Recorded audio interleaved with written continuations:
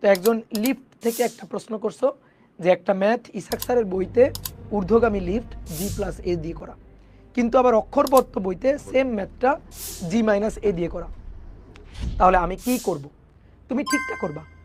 এখন ঠিক কোনটা এটা যদি ক্লাস করার পরে তুমি না বুঝতে পারো, নিজে যদি ডিসিশন নিতে না পারো, তাহলে আসলে হবে না।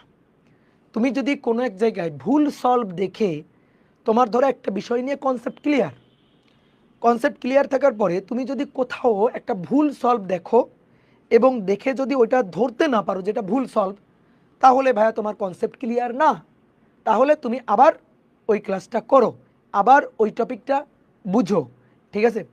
বইয়ে, গাইডে, টেস্ট পেপারে, কোশ্চেন ব্যাংকে বিভিন্ন জায়গায় প্রবলেমের সলভটা ভুল দেওয়া থাকতেই পারে, এটা হতেই পারে। তাহলে ওটা যে ভুল সেটাই আসলে তোমার বুঝতে হবে। মানে তুমি কোনো টপিক বুঝলে কিনা, তুমি কোনো টপিক শিখলে কিনা, তার একটা কিন্তু লিটমাস টেস্ট হচ্ছে এই জিনিসগুলা।